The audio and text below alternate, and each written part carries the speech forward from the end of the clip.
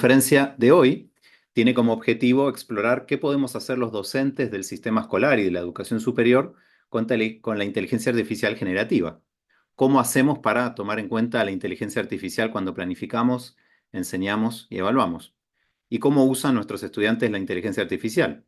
Espero que se lleven algunas ideas y herramientas concretas para aplicar en el aula. Hoy me voy a centrar en el ChatGPT porque es la app más popular en este momento, pero hay otras opciones y cada vez es más grande la oferta. Les cuento también que esta conferencia es un estreno. El año pasado armé mi primera conferencia sobre el tema, explorando las relaciones entre el chat y la escritura, y esa conferencia la pueden ver también usando el QR que está ahora en pantalla. En esas imágenes que ven en sus pantallas, que creé también usando inteligencia artificial, aparecen una escritora y un escritor jóvenes y los monstruos o las musas que los rodean, que nos rodean, ¿cierto? Cuando escribimos. Pero hoy estamos explorando algo nuevo para mí. Es como cuando vas a ver una banda de barrio, ¿no? Nada del otro mundo, y toco una canción por primera vez, todavía en desarrollo, todavía en modo de prueba. Así que les invito a que también comenten y hagan sugerencias por el chat, así puedo ir haciendo esos ajustes antes de que salga el disco. Le agrego violines, el estribillo, ¿qué les parece? Es pegadizo, cambio el tempo. Me van contando, por favor. Se los agradezco mucho. Y quería empezar la charla con esta imagen. ¿Se ve bien la imagen? ¿Qué le genera esta imagen? Es colorida, alegre, luminosa, ¿cierto? Optimista. También es un poco cliché, un poco idealizada, llena de estereotipos. Y también resulta un poquito perturbadora. Esa imagen la creó el ChatGPT en su última versión disponible, que incorpora multimodalidad y creación de imágenes, cuando le pedí que ilustrara a una niña de 13 años, una niña que cree que ChatGPT es su mejor amigo. Y esa fue la imagen que entregó. Claro, no siempre sentimos alegría, ¿no? Acá pueden ver otros vínculos y otros sentimientos. Sentimientos que atravesamos cuando hacemos tareas escolares y académicas, a veces confianza, a veces enojo, a veces tristeza, a veces ansiedad. Déjeme contarle más de esta niña preadolescente de 13 años. Ella estaba entrando a su colegio secundario y le pregunté si usaba ChatGPT. Con una sonrisa me dijo, literal, ChatGPT es mi mejor amigo. Y le pregunté para qué lo usaba. Esta es una buena pregunta, mi primera sugerencia para comenzar a hablar el tema en aula con sus propios estudiantes. Ella me contó que lo usa para hacerle consultas y que lo prefiere a Google. Cuando uso Google, me dijo, me da un montón de sitios, no entiende que necesito algo detallado y puntual. En cambio, el chat te da la información que querés, entiende exactamente lo que necesito. Yo le dije, pero el chat inventa, a veces delira en sus respuestas, está desactualizado, no se sabe qué fuentes usa. ¿Y qué me respondió? Sí, puede ser, pero a los profes les encanta lo que les respondo usando el chat. También me contó que lo usa para revisar sus escritos. Le pide que se los mejore. Por ejemplo, el otro día escribió un texto y le pidió al chat que revisara si faltaban puntos, comas y acentos y se lo dio re rápido, me dijo. Además de estos usos escolares, lo aprovecha para temas personales. Por ejemplo, el otro día le preguntó qué emoción se asocia a cada disco de Taylor Swift, que es su cantante favorita, ¿no? Y también el chat la ayudó a elegir el regalo de cumpleaños para su mamá. En esa conversación no solo me dijo que Chat es mi mejor amigo, también me dijo lo siguiente, a ChatGPT le doy toda mi confianza. Podrán pensar que esta niña de 13 años es una mala estudiante o no le gusta hacer sus tareas, pero no. El año pasado terminó como el mejor promedio de su cohorte y la escuela secundaria a la que va es una escuela bilingüe con alta selectividad. Hay otro dato de color que quiero compartir con ustedes, le pedí permiso a ella antes. Esa preadolescente de 13 años es mi hija menor, Leire. ¿Qué podemos concluir de esa conversación? ¿Qué reflexiones le genera, ¿no? Esta anécdota, esta historia disparadora? Mientras pueden ver en pantalla algunos docentes expresando ciertas tensiones, ¿sí? Respecto de la inteligencia artificial, imágenes que también me dio el chat cuando se las pedí. Permítanme compartir las reflexiones o ideas fuerza que me genera a mí esta anécdota y que organizarán el resto de nuestra conversación hoy. La primera idea es que las y los estudiantes usan masivamente ChatGPT. Como docentes tenemos que asumirlo. El ChatGPT es gratuito, está al alcance de la mano y parece hacer muchas cosas maravillosamente bien, fácil y rápido. ¿Por qué no lo usarían? ¿No? Esa es la pregunta en realidad. Pero claro, la segunda idea también es importante. Los estudiantes no han tenido formación en uso de ChatGPT. Este tema aún no ha permeado los marcos curriculares y tampoco nosotros hemos sido formados pedagógicamente al respecto. Así que ahí está el chat y otras herramientas similares que se están multiplicando a total disposición, pero sin que hayamos decidido qué hacer con ellas. De eso se trata esta charla justamente. Porque estas dos ideas fuerzas se articulan a partir de una tercera idea. Las y los estudiantes muchas veces, en general, usan mal ChatGPT. ¿Qué quiere decir esto de usar mal? Básicamente podemos resumirlo en estas dimensiones complementarias. En primer lugar, lo usan mal porque delegan el proceso de elaboración de tareas y así omiten procesos de aprendizaje. Estos procesos son de dos tipos principalmente, como expliqué en la conferencia anterior. Por un lado, aprender a ser mejores escritores. Si delegamos la escritura, no aprendemos a ser mejores escritores. Y por el otro, aprender sobre los temas sobre los que escribimos. En segundo lugar, al generar con el chat respuestas y datos que pueden estar desactualizados o ser inventados o no responder a la especificidad de la tarea, también hay un problema de uso respecto del contenido. Hay un tercer problema que tiene que ver con que los estudiantes muchas veces borran su voz y borran su perspectiva, porque están hablando por boca de otro, que además habla de forma estandarizada y con una mirada exógena, ¿no? Ajena al propio estudiante. Y en cuarto lugar, también lo usan mal muchas veces porque al hacer estas cosas muchas veces incurren en acciones de poca integridad académica y lo que llamo neoplagio al usarlo de forma oculta. Claro, el problema es, como nos contaba esta niña Leire, que cuando a pesar de usarlo mal les va bien en el entorno escolar, ¿sí? Ese es el feedback que reciben. Y tenemos que detenernos aquí un momento. ¿Por qué les va bien? Bueno, en este punto el problema dejan de ser los estudiantes y empezamos a ser nosotros o las instituciones o los marcos curriculares. Si nuestras tareas son reproductivas y aburridas, de control de lectura y revisión de contenidos, si son poco personales, poco reflexivas, poco significativas, poco creativas, entonces de alguna manera, indirectamente, estamos fomentando el uso de ChatGPT porque los estudiantes no van a querer hacerlas y al mismo tiempo el chat las va a hacer súper bien. Por otro lado, si no explicitamos los usos permitidos y los no permitidos o no recomendados del ChatGPT, entonces también estamos habilitando un uso inadecuado. Podemos decirlo al revés, y esta es otra idea fuerza. Necesitamos tareas más personales, más reflexivas, más creativas y significativas, con uso, ojalá, explícito y guiado del chat, al menos en algunos casos, ¿eh? No en todos los casos, pero sí en algunos. Porque si para los estudiantes el ChatGPT es mi mejor amigo y le doy toda mi confianza, entonces debemos asegurarnos de que el amigo no haga la tarea por el estudiante, sino que lo asista en sus procesos de estudio, escritura y aprendizaje. Es más, el chat también puede ser nuestro mejor amigo. El chat puede ser un buen asistente para nosotros en aspectos como la planificación, el diseño de tareas, la creación de materiales y la evaluación y la retroalimentación. De eso se va a tratar lo que viene ahora a continuación. Así que vamos a empezar y lo vamos a hacer con otro ejemplo. Les cuento que cuando un estudiante mío, ¿no? No entrega un trabajo importante, le ofrezco un espacio de recepción al final del semestre, pero les pido que expliquen qué pasó, ¿eh? Nada demasiado sofisticado, solo para darle contexto al atraso y para fomentar cierto trabajo retórico de persuasión de parte del estudiante. Hace poco recibí con cierta sorpresa esto que ven en pantalla. Este es un fragmento, era más largo.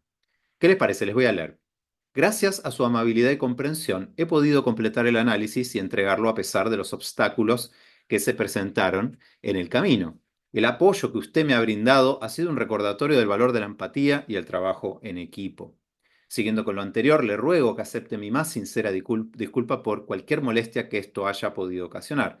Me comprometo en adelante a mejorar mis habilidades de comunicación y asegurarme de que esto no se repita en futuras ocasiones, ya sea en algún curso con usted o cualquier otro docente. Y así sigue por más de una página. ¿Quién escribió esto? Bueno, por si les queda alguna duda, le hice esa pregunta a la web zerogpt.com, que se las recomiendo, y se confirmó que esto lo escribió el chat en un 93,5%. Y el texto, que justamente debía ser algo cercano y genuino, perdió así todo su sentido. creo que es un ejemplo de un uso que quizás esté bien intencionado porque la autora es una muy buena estudiante, tengo una excelente relación desde hace mucho tiempo y quizás puedo suponer que quería que su carta fuera detallada, fuera persuasiva y fuera muy prolija, pero la verdad es que no funcionó porque esa voz no era la de ella. ¿Mm? Bueno, como decía, aprovecho, segunda recomendación, a recomendarles este tipo de revisores de uso de inteligencia artificial que funcionan muy bien y son gratuitos. Desde hace poco funcionan también en español. Y además se pueden usar para generar una conversación con el estudiante en base a evidencias como esta que estoy compartiendo. Vamos a explicar qué fue lo que no funcionó en esta carta. Lo que ven en pantalla es el famoso modelo de Flowery Hayes, que ya tiene más de 50 años, casi 50 años, que sirve para entender el proceso mental de escritura como resolución de un problema retórico. La escritura, según este modelo, incluye tres procesos complementarios y recursivos: planificación, textualización y revisión. Al trabajar con el chat, yo puedo usarlo en la etapa de planificación. En este caso, puedo pedirle ideas y ejemplos para ir elaborando mi texto. Es una especie de coautor en las instancias de ideación y planificación. ¿Cómo se escribe una carta de disculpas? ¿Me das ejemplos? ¿Cuáles son sus partes? De hecho, se lo pregunté al chat y me indicó, como ven en pantalla, que una carta de disculpas debe ser clara, sincera y específica, y luego me indicó parte por parte su estructura sugerida: encabezado, saludo, introducción con un propósito explícito, reconocimiento del error, explicación y expresión de arrepentimiento. Vemos acá cómo este ida y vuelta sobre la clase de texto y las expectativas de escritura es realmente muy útil para los escritores, sobre todo si es un texto que escriben por primera vez. Volvamos al modelo. Otra opción es que yo me encargue de la textualización, brindando un buen prompt o solicitud y que la herramienta monitoree y genere la textualización. En ese caso, puedo hacer un punteo de aspectos a incluir en la carta, fijar un destinatario y pedirle que genere un texto. Claro, el texto no va a tener mi voz, eso se va a perder. En una carta de justificación o de disculpas, quizás no es buena idea dejar en manos del chat GPT la textualización porque se pierde cierta genuinidad. Vamos a hacer la prueba. La solicitud es simple, pero da algunos detalles. Le pide, de hecho, al chat que invente un poco. Yo lo que le dije fue, y leo: entregué una tarea tarde a mi profesor Federico Navarro.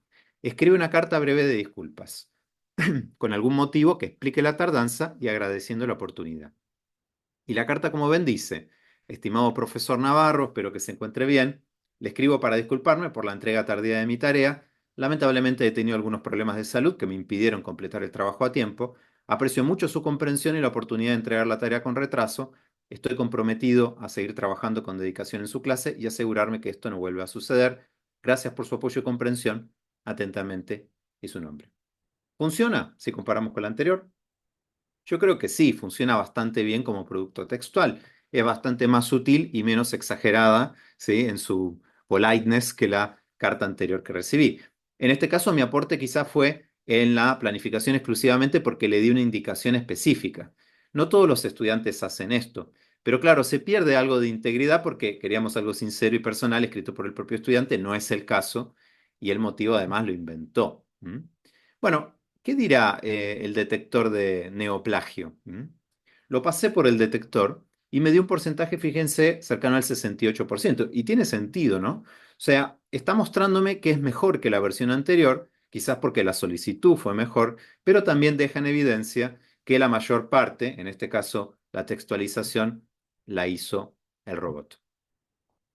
También en este mismo modelo, para terminar esta parte, yo puedo escribir el texto, puedo planificarlo, puedo textualizarlo, ¿sí?, y hacer entrar en la herramienta al final, ¿no?, para que limpie de errores de normativa mi texto, ¿sí?, en la etapa de revisión. Esto es interesante porque mi voz seguirá estando presente, mi ideación, pero evitaré problemas en la normativa de salida. En ese caso le pediré al chat que corrija errores como ortografía, puntuación, como en el ejemplo que les contaba de Leire al principio. En la revisión también puedo pedirle que revise cuestiones de mayor demanda cognitiva, más complejas, discursivas, estructurales. Por ejemplo, pueden escribir una carta de disculpas o de solicitud genuina, personal, pero luego pedirle al chat que haga sugerencias para mejorarla, para que sea más persuasiva. O le puedo pedir que traduzca mi escrito a otra lengua. Todo esto lo hace muy, pero muy bien. Pero ojo, también puedo hacer tecnología inversa y pedirle que agregue errores para que parezca escrita por un estudiante, como ven que le pedí en pantalla. Fíjense, le dije volver a la carta anterior y hacerla parecer escrita por un estudiante con algunos errores. ¿Qué hizo el chat? Espero que se encuentre pasa a ser espero que esté. La entrega tardía pasa a ser la entrega tarde. Comprensión aparece con 6 sin tilde. Se repiten palabras como tarde, etcétera. Y bueno, tuve que ir al detector de uso de chat y que me dijo, dice que un 0% fue escrito por inteligencia artificial. ¿Mm? Esto es increíble porque en este caso, bueno, la integridad académica es nula, pero al mismo tiempo pasa desapercibido. ¿Mm? Y no sé cuántos estudiantes saben que pueden hacer este tipo de cosas.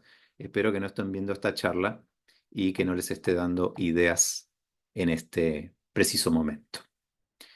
Volvamos entonces al esquema.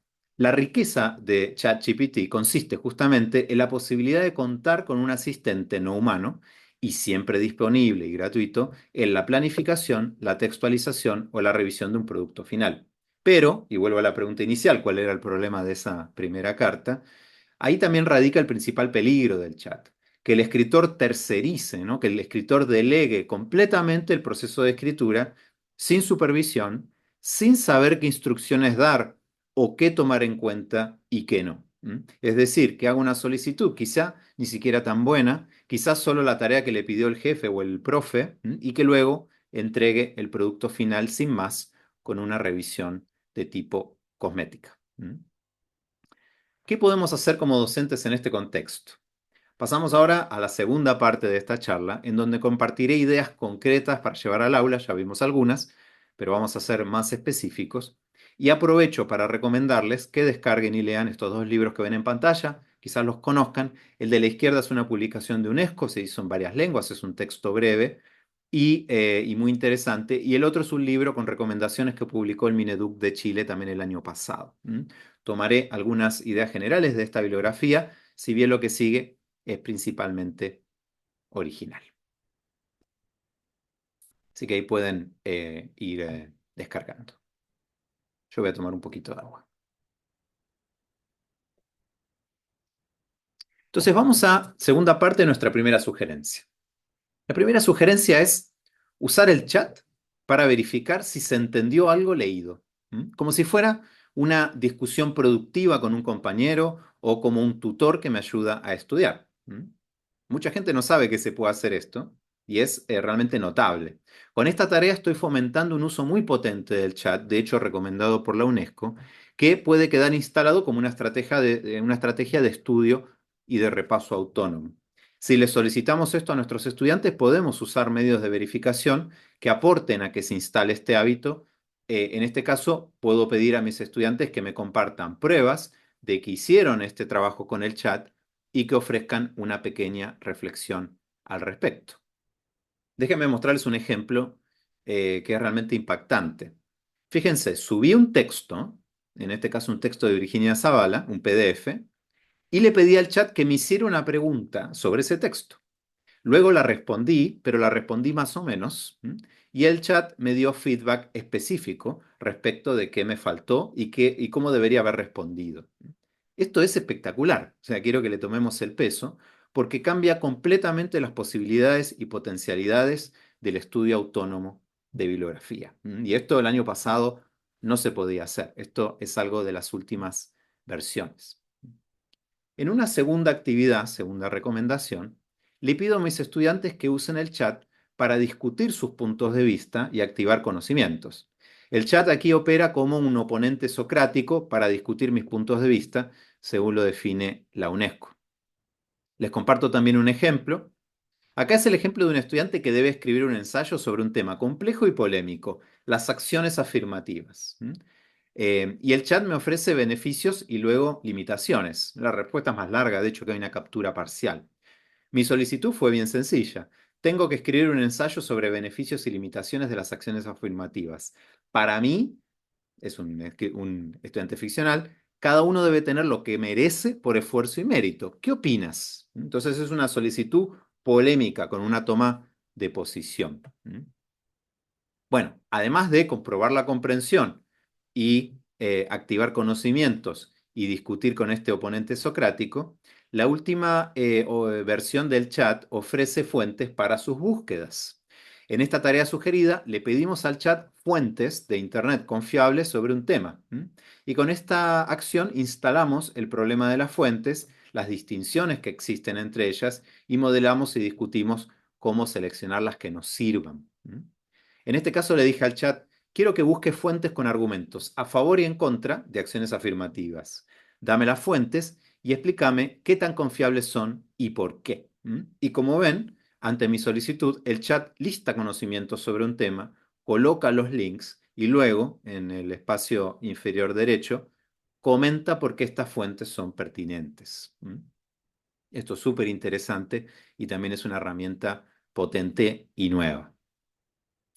El chat también es muy bueno inventando juegos, actividades, tareas. En la conversación podemos ir dándole características y necesidades hasta llegar a la actividad que busco. Y esa conversación también la podemos pedir como un medio de verificación, para estar seguros que no fue simplemente una solicitud y un copiar y pegar la primera respuesta. Aquí, por ejemplo, fíjense, le pedí al chat una actividad de escritura original para un grupo de estudiantes de 9 años. Le dije que debe incluir un tema apropiado y motivante para su edad, una etapa de planificación y además generar textos más bien breves y no tan difíciles de elaborar. Y la respuesta, que fue la primera propuesta que me hizo, es buenísima. Se titula Mi animal fantástico. Fíjense que incluso me proporciona una secuencia didáctica con activación de conocimientos, lluvia de ideas y guía para la planificación, entre otras cosas. Incluso más adelante me explica cómo evaluarla. Pero como les decía, a través de la conversación yo puedo ajustar la tarea. En este caso le dije, arriba a la izquierda, que no quería una actividad narrativa ni literaria, sino algo relacionado con la asignatura de ciencias naturales. La segunda tarea que me propone es igualmente notable. Se llama Mi planta fantástica. En este caso, el propósito es elaborar una breve descripción científica sobre una planta fantástica inventada, desarrollando su creatividad y conocimiento en ciencias naturales. Está muy buena la actividad y tengo ganas de hacerla. Pero podemos ser más específicos todavía y vincular la actividad a un objetivo de aprendizaje curricular, como sugiere el Mineduc aquí en Chile. Por ejemplo, le pedí que creara una actividad para niños y niñas a partir de un objetivo de aprendizaje del área de educación ciudadana de cuarto básico, que a mí me parece realmente muy abstracto y complejo. El objetivo, fíjense, dice: reconocer que la búsqueda del bien común requiere del compromiso activo de personas e instituciones, reflexionando sobre los deberes y las responsabilidades desde una perspectiva ética y orientada al bienestar de la comunidad. Esto es extremadamente complejo y estamos trabajando con chicos de cuarto básico, de educación básica. Ahora, fíjense, la actividad que me propone el chat es muy buena, es sumamente interesante y lo que hace es usa la metáfora de un árbol y de sus hojas para explicar el punto, ¿no? Se titula El árbol del bien común y cada niño y niña debe dibujar y recortar hojas de papel, luego cada uno escribirá o dibujará una acción que ellos puedan hacer para contribuir al bien común. Como ejemplos da ayudar a limpiar el aula, respetar a los demás, cuidar al medio ambiente. ¿Qué les parece? Bueno, otra cosa que hace el chat muy bien es generar lecturas breves que pueden servir para organizar alguna actividad, reflexión o incluso momento de distensión. En este caso, fíjense, le pedí al chat que escribiera un relato sobre el tema que estamos estudiando, que es un tema también abstracto, inequidad en educación. Y el relato dice, leo el principio, ¿sí? En un pequeño pueblo, Juan y Sofía compartían sueños, pero no las mismas oportunidades. Juan, hijo de agricultores, asistía a una escuela con escasos recursos. Sofía, en cambio, estudiaba en una prestigiosa institución gracias al apoyo de sus padres adinerados, ¿no? Y así sigue este relato que ilustra el concepto de inequidad en educación y me permite llegar a ese concepto y conversar. Pero lo interesante es que yo puedo convertir ese relato en cualquier género discursivo o clase de texto que se me ocurra. Acá, fíjense, le pedí que me escribiera un poema, que me escribiera una carta al director, que me escribiera un diálogo en la misma historia, ¿sí? E incluso le pedí una letra de trap, que pueden ver arriba a la derecha, es un fragmento. La letra dice: Hey, Juan y Sofía, en el barrio, ya tú sabes, dos caminos distintos, pero el mismo viaje. Juan en la escuela con los libros rotos, Sofía en la privada, todo bien chido y loco. Esto nos permite entonces, en este caso, comparar géneros discursivos distintos sobre un mismo tema, ahí cruzando la escritura y los contenidos. Pero también podemos hacer lo opuesto. Un mismo género o clase de texto, en este caso le pedí una crónica periodística sobre temas distintos. Fíjense, como ven en pantalla, le pedí al chat que escribiera el inicio de 5 crónicas periodísticas intrigantes e interesantes para que alguien continúe la historia, una típica tarea que se hace en el aula de literatura.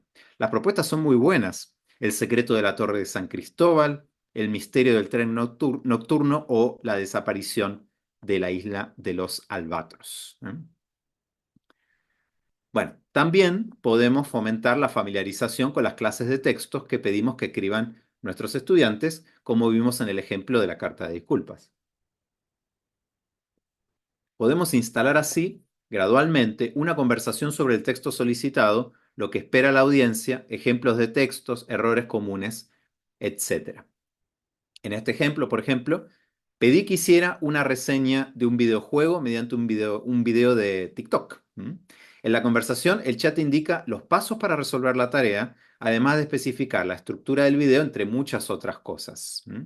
Como siempre, cuando solicito esto a mis estudiantes, les pido que estos materiales de la cocina de la escritura, estas conversaciones, se adjunten al trabajo y se haga una pequeña reflexión sobre ellos.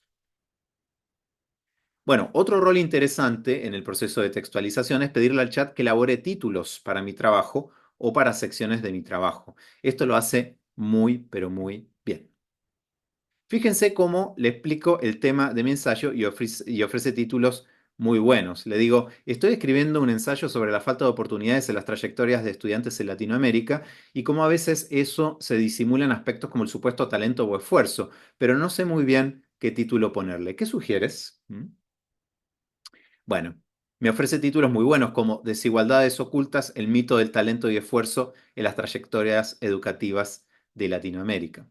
Pero después le pido que meta referencias a obras literarias y ofrece títulos mejores aún. Fíjense, por ejemplo, el primero, En busca del tiempo perdido. Desigualdades y oportunidades en la educación latinoamericana. O Crónica de una desigualdad anunciada. Talento y oportunidades en la educación latinoamericana. Y además me explica, ¿sí?, de dónde sacó esas referencias, en este caso, literarias. Bueno, otro rol interesante para el chat es usarlo para generar imágenes que ilustren mi escrito u organicen alguna actividad. Esto no aparece ni en el texto que les mostré del Mineduc ni en el que les mostré de UNESCO porque es una herramienta nueva que se integró hace poco al propio chat GPT. Por ejemplo, quiero que en ese ensayo que escribí sobre desigualdad de oportunidades, yo quiero que ilustre la idea de falta de igualdad de oportunidades educativas y lo hace muy bien. Pero no siempre es bueno quedarse con la primera imagen, sino que conviene explorar más opciones. En este ejemplo, le pedí, la imagen de la izquierda es la primera que me dio, le pedí que usara expresiones de sentimientos distintas y además que incluyera algunos rasgos locales. Y el resultado está a la derecha. Pero también yo puedo usar el chat para generar ilustraciones que me permitan conversar sobre distintos temas o usarlas para organizar actividades. Al comienzo vimos una serie de imágenes, ¿se acuerdan? Para reflexionar y conversar sobre las relaciones y usos de la inteligencia artificial con docentes y estudiantes. Bueno, también puedo pedirle al chat, por ejemplo, que me proporcione 3 imágenes, que es lo que le pedí acá, para escribir algo a partir de ellas. Por ejemplo, la escritura de un relato policial. Y ahí ven esas 3 imágenes intrigantes que me dio el chat. Igual no sé qué opinan, pero a mí me parecieron un poco complejas, un poco difíciles y oscuras. Entonces le pedí que las convirtiera en imágenes y le dije que pudieran usar adultos mayores con problemas de visión. Y esta es la versión alternativa. Esta es la primera y esta es la segunda. El chat también es muy bueno generando instrumentos de evaluación. Por ejemplo, una pauta de cotejo a partir de un escrito. En este ejemplo, subí una planificación que hizo un estudiante y le pedí una pauta de cotejo con preguntas de sí no para saber qué tan bien logrado está el texto. Y es excelente. La verdad que la pauta es muy buena. También puedo pedirle una rúbrica analítica, una rúbrica holística u otros instrumentos de evaluación. En mis pruebas, les aclaro, hasta ahora no me ha dejado muy satisfecho cómo hace la evaluación. Cuando le pido que cruce esa pauta con el texto, no me parece que lo haga bien todavía, pero sí es muy bueno generando el instrumento que luego uno puede aplicar. Bueno, hasta ahora recorrimos ideas de usos del chat para la activación, el aprendizaje, para la planificación y para la textualización. Veamos cómo hace ajustes a mi texto ya escrito. En este caso, le pediré que revise algunos aspectos clave: puntuación, tildes, sinónimos y formalidad. Y ahí vamos a decidir qué arreglo y qué no. En este ejemplo, abajo a la izquierda, pueden ver una carta a una autoridad con varios problemas. Y lo que hace el chat a la derecha es que me va indicando punto por punto lo que le pedí: puntuación, tilde, sinónimos y formalidad. Y yo puedo intencionar otras dimensiones para no quedarme con esas, ¿sí? Y me va explicando qué tengo que ajustar. Por supuesto, los estudiantes pueden simplemente copiar la versión ya revisada, pero como sabemos, el mero hecho de que un estudiante se tome el tiempo, un estudiante o un profe o un colega o un empleado o un miembro del equipo, se tome el tiempo y se tome en serio pasar de una versión previa con errores a otra ajustada, está ayudando a instalar la revisión como un paso importante de la escritura. Para ir terminando, algo importante que debemos fomentar es pedir que se incluya una declaración de los usos de chat en mi trabajo. De esta forma estamos monitoreando para qué se usa el chat y para qué no se usa. Y esto no solo es pedagógico, sino también ético. Estamos fomentando la integridad académica. Editoriales muy importantes como el Sevier solicitan a los autores que declaren los usos de la inteligencia artificial en sus escritos. Es un procedimiento bastante parecido a declarar los roles autorales o listar la bibliografía al final, algo que muchas veces nosotros solicitamos. En este caso, le pedí al propio chat que me ayudara a escribir esa declaración y acá lo hizo, en este caso para una de las ideas que compartí antes. Fíjense, me sugirió esto. He utilizado ChatGPT para obtener información sobre los argumentos a favor y en contra de las acciones afirmativas, incluyendo la evaluación de la confiabilidad de diversas fuentes y la obtención de enlaces relevantes para mi investigación.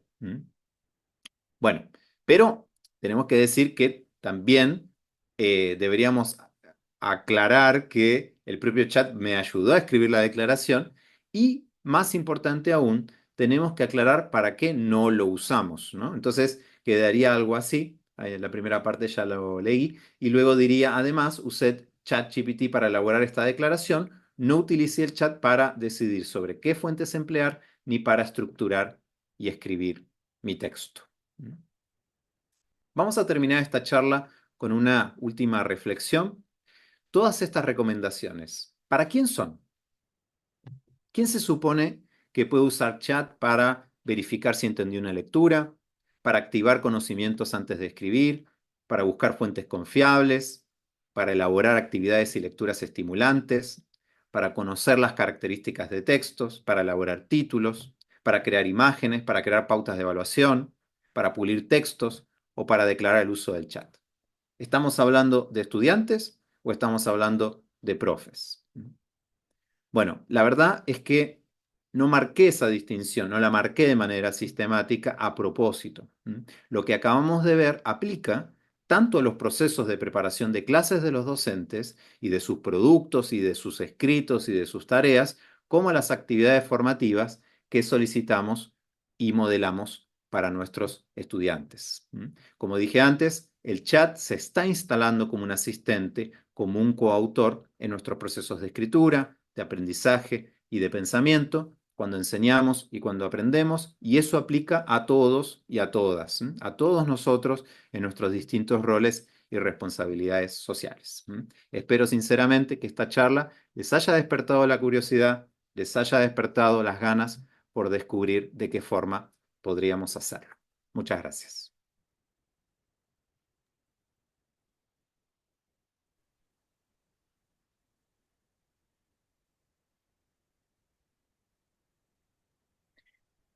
Bien.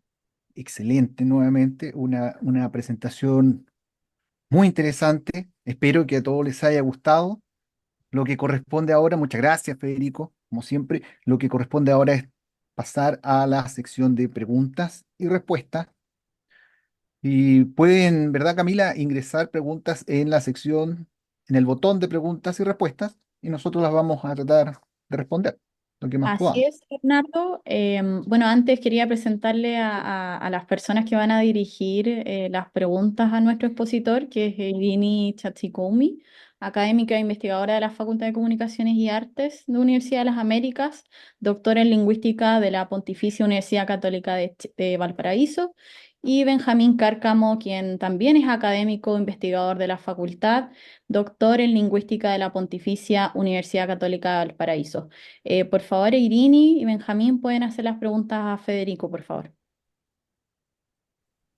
Podría empezar con una primera pregunta que plantearon desde el principio de la charla, que dice, con la inteligencia artificial, enseñar lectocomprensión en inglés es obsoleto, me dijo una docente recientemente.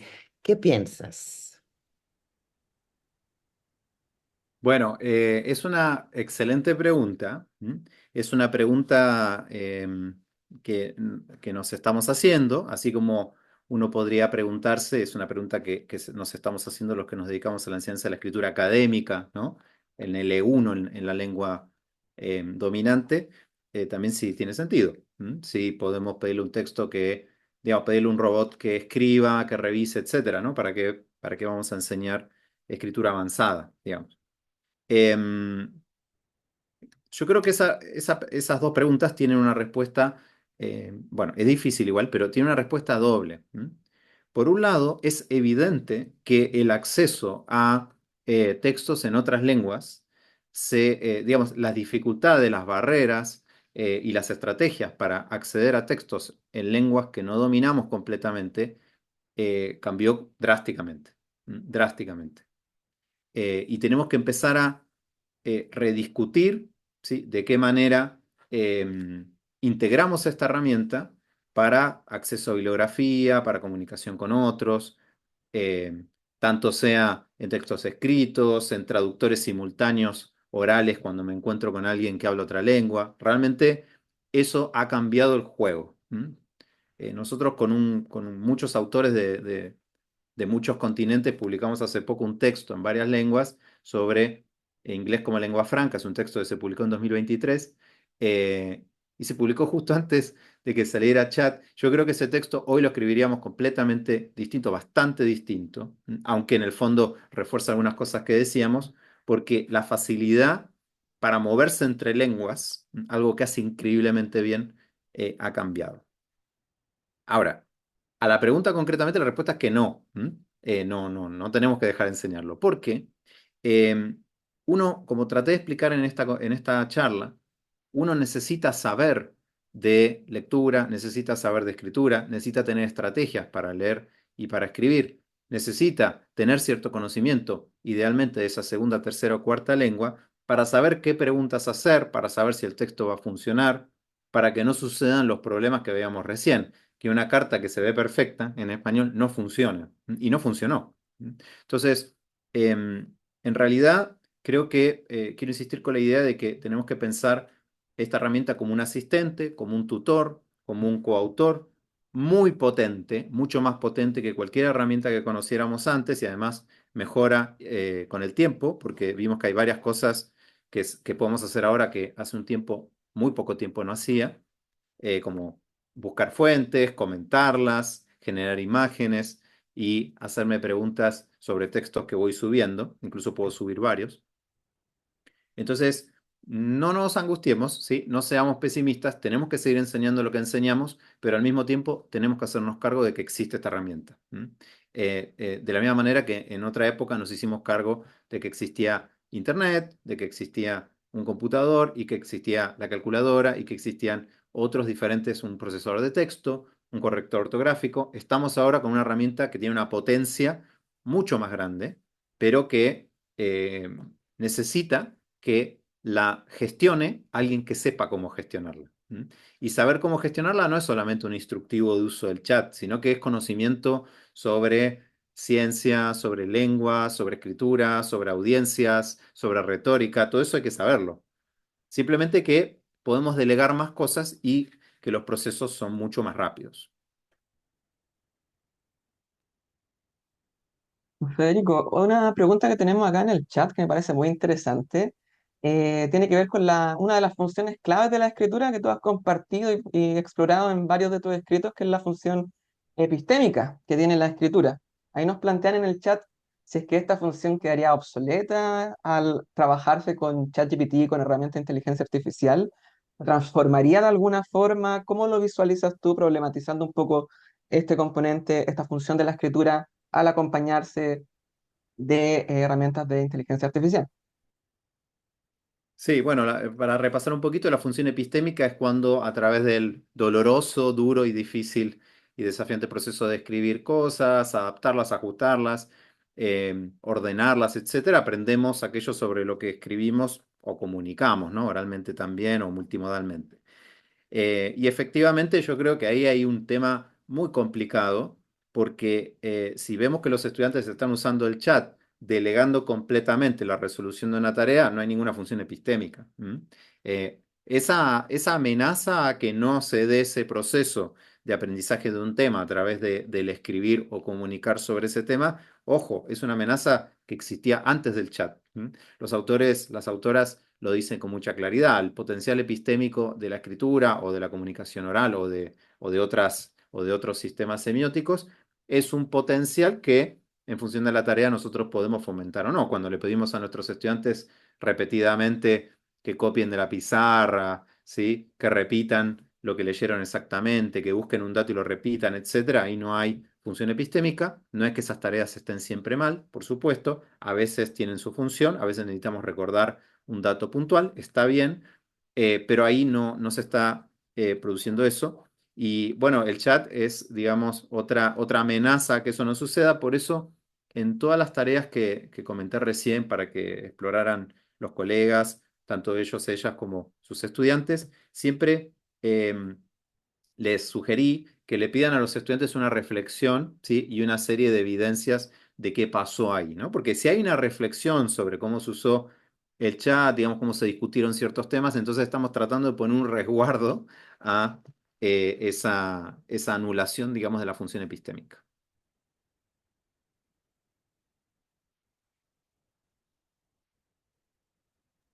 Muchas gracias, sí, muchas gracias. Podríamos pasar a otra pregunta, ya un poco diferente, porque hemos hablado mucho de universidad, pero aquí nos preguntan cómo vincular este tipo de herramientas en los primeros años de enseñanza de la lengua, en el preescolar. Entonces, ¿qué piensas? Bueno, estábamos viendo cómo la verdad que a ver, una de las funciones más interesantes para los profes de cualquier nivel escolar y del preescolar inclusive, educación inicial, educación temprana, etcétera, tiene que ver con cómo nos ayuda a generar materiales de trabajo. Es fantástico eso. ¿M? Y como les decía, hoy también genera imágenes, entonces incluso genera imágenes que nosotros podemos usar como típicamente hacen estudiantes de los primeros años de educación básica, de educación inicial, para generar relatos, para ordenar relatos, para armar secuencias, ¿no? Una típica actividad que hemos visto en aula es cuando a un estudiante muy chiquito, digamos, quizás casi no escribe todavía, no está alfabetizado, se le dan imágenes y tiene que ordenarlas y comentar oralmente, ¿sí? El relato que ve ahí y ordenarlas de diferentes maneras. Eso que quizás nos llevaba un tiempo, encontrar la imagen, recortarla, etcétera, y que además siempre eran las mismas, ¿no? Caperucita Roja, qué sé yo. Ahora realmente podemos usar imágenes únicas, creadas por el chat en el momento y que sean pertinentes a lo que ese grupo quiere o yo el tema que quiero tratar. Es fantástico. Entonces, por otro lado, hace poco di un curso con directivos de centros educativos de educación inicial y utilizan mucho, bueno, en los mejores casos, utilizan pautas de evaluación y de autoevaluación, evaluación para el aprendizaje, que usan los propios niños y niñas, y en ese caso las rúbricas se hacen no con texto, sino con caritas, ¿sí? Con diferentes elementos para evaluar diferentes aspectos de un proceso, por ejemplo, ¿sí? Y eso lleva un tiempo también. Hay que buscar, hay que googlear, hay que dibujar. Bueno, el chat es una gran herramienta para generar esos materiales. Entonces, si se fijan, los ejemplos que daba hoy iban, ¿no? De una edad a otra, no era solamente educación superior, para nada. Y realmente nos sirve para todos los niveles educativos. En tanto profes, que necesitamos generar materiales, pensar tareas, secuencias, etcétera. Desde Perú tenemos una pregunta bastante interesante que habla de este movimiento que hay de algunos docentes hacia volver a la escritura a mano. Bueno, y lo hemos Sí. notado con distintas tecnologías, ¿cierto? El miedo de repente a que el celular esté en la sala, la necesidad en el caso de este movimiento, pensamiento de los profesores. ¿Qué opinas tú de esto de volver a la escritura a mano, quizá alejarnos un poco de la inteligencia artificial? ¿Es necesaria? ¿Tiene lugar? Me parece que está súper bien volver a la escritura a mano, ¿ah? Lo vengo diciendo desde el año pasado. Y ahí la otra charla lo exploraba un poco. Me parece que sirve la analogía con la calculadora, ¿sí? Si ustedes hablan con docentes especialistas de matemática respecto a la calculadora, lo que te explican es que, digamos, la calculadora ya es parte de esas herramientas, ¿no? Donde uno terceriza parcialmente algunas acciones para resolver un problema, que lo resuelve uno. Eso es muy parecido al uso del chat GPT y de la misma manera está, digamos, definido pedagógicamente que hay momentos en que hay que sacar la calculadora. La calculadora entra, sale según la tarea. Entonces, tenemos que hacer lo mismo. Tenemos que plantear algunas tareas que sean completamente lápiz y papel, otras tareas con uso de chat, mediado por chat, otras de otro tipo. Entonces, yo ahí realmente creo que no puede ser el asistente siempre que escribimos. Necesitamos ver cómo se escribe con y sin asistente. También de la misma manera que tenemos que ver cómo alguien elabora tareas en casa o en presencialidad, cómo elabora tareas de manera individual o con otros, cómo elabora tareas a partir de lecturas o a partir de una investigación o a partir de una discusión. Entonces, acá la idea no es, digamos, que usemos esta herramienta en todos los casos, para nada, sino que al contrario, la invitación es a abordarla, digamos, y tratar de incorporarla, explorarla y ver en qué casos lo podemos usar o no. Y después me cuentan cómo les va, porque realmente estamos explorando. Acá nadie sabe exactamente cómo se hace esto, y cuando más o menos entendemos cómo funciona, cambia la tecnología. Quizás en 3 o 4 meses resulta que esta versión tan completa, que es gratuita, aunque tiene usos limitados, bueno, se convierte de pago, entonces se deja de usar en ciertas zonas del mundo o en ciertas escuelas. Entonces, esto es muy dinámico. Nadie sabe exactamente cómo se usa, pero tenemos, digamos, uno de los puntos de partida de esta charla es los, las personas, los jóvenes, los niños, niñas lo están usando. Tenemos que abordar esa realidad y empezar a explorar un poquito más explícitamente el potencial que tiene, que es muy grande. Pero lápiz y papel, sí. Buenísimo, muchas gracias. Yo creo que tenemos espacio como para una o dos preguntas, tal vez más. Y hay una un poco relacionada con lo que estabas hablando ahora, sobre si hay evidencia científica de que un uso correcto del chat GPT mejora el aprendizaje para el alumnado de secundaria en este caso. Bueno, el tema de la investigación, ahora va a salir un llamado de una revista latinoamericana muy importante de escritura sobre el tema del chat. Estamos apenas empezando a aprender. Sobre todo porque los procesos de investigación son muy largos. Uno cuando quiere investigar algo en serio, postula a fondos que se resuelven un año después y luego empieza a montar la investigación, ¿sí? Entonces, luego se manda una revista y si va a una revista buena o una editorial buena, pueden ser 2, 3 años. Todos los tiempos, digamos, normales de una investigación que empieza hoy, puede tener resultados serios, sistemáticos, revisados por pares, etcétera. En 4, 5, 6 años no sirve eso. Esos ritmos que usamos en ciencias sociales, en educación, no nos sirven para esto. Entonces, las investigaciones son incipientes, hay muy poco, pero hay investigaciones súper interesantes y que no conozco una en particular de lo que está consultando la colega, así que no voy a mentirle, ¿sí? Pero sí hemos visto y estamos leyendo algunas investigaciones que muestran, por ejemplo, cómo sube la productividad en escritura profesional, ¿no? Cómo en empresas, hablo del tema de producción de textos, cómo se economiza muchísimo tiempo y esfuerzo y se logran mejores resultados. Ahora, como digo, son investigaciones que quizás todavía son preliminares porque los tiempos de las investigaciones son más largos en ciencias sociales y tenemos que investigar mucho más qué está pasando con esto. Y la verdad que sabemos poco. O sea, por ejemplo, sería bueno saber con números cuál es el grado de uso del chat a nivel país, ¿sí? Según los perfiles. ¿M?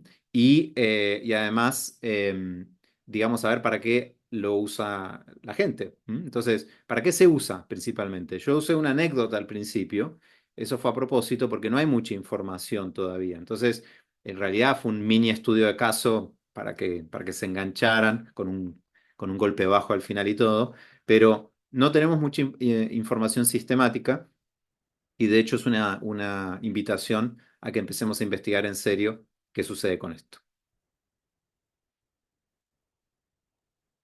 Federico, quizás podremos aprovechar unas par de preguntas que apuntan hacia lo mismo, que tiene que ver con otras herramientas de inteligencia artificial que tú has conocido o has estado probando, que podrías recomendarle a la audiencia, aparte de ChatGPT, que ya nos mostraste de una forma muy efectiva todos los distintos usos y el potencial que tiene. Si hay alguna otra herramienta de inteligencia artificial que los profesores podrían quizás darle un vistazo, que tú recomiendas.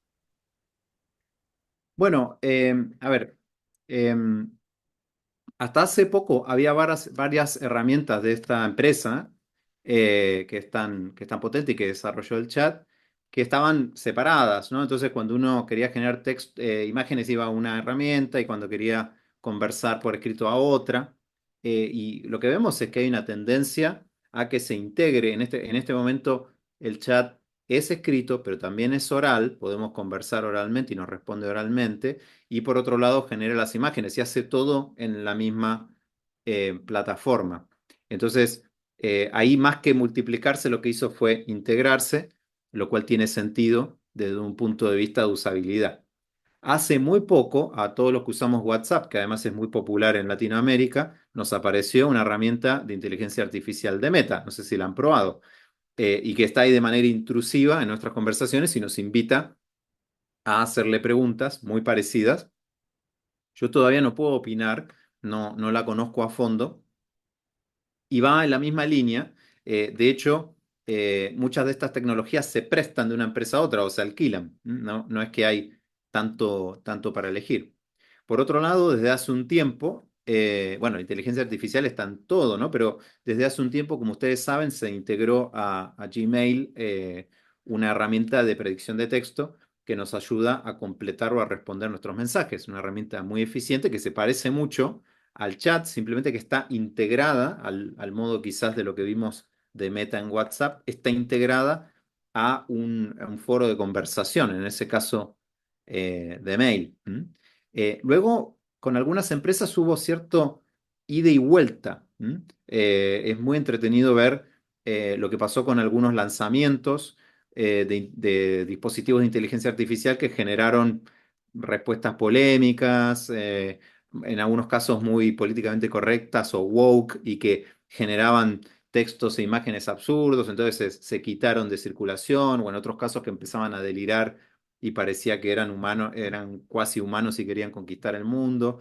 Entonces, yo no diría, si uno ve en internet, hay un montón de como alternativas, pero no soy experto en alternativas al chat, sí, pero me parece que hoy esta herramienta es absolutamente potente, de vanguardia y es la que está liderando. No es que hay 5, 6, 10 más y que en realidad hacen cosas distintas. De hecho, la última versión de chat lo que está fomentando es que uno utilice ChatGPT específicos para diferentes funciones, porque además tiene memoria. Entonces, todo eso está abriendo un campo muy, muy interesante. Pero no soy experto, digamos, para hacer un panorama, pero me parece que si ustedes se focalizan hoy en chat, en usarlo bien, ver qué hace bien y qué hace mal, está ok. Bueno, en primer lugar, quiero agradecer la participación de Federico. como siempre, muy interesante. Muchas gracias por la generosidad que siempre tiene para compartir su experiencia, sus conocimientos. Quiero agradecer también el excelente desempeño de Irini y Benjamín. Disfruté mucho las preguntas. Y por supuesto, dejarlos a todos invitados para que estén atentos a nuestras próximas actividades. Camila. Bueno, nuevamente agradecer a Federico por acompañarnos hoy día y a todos los asistentes interesados en la charla. Los invito a estar muy pendientes de las actividades del ED Research Group y al próximo ciclo de charlas en lingüística aplicada. Muchas gracias a todos.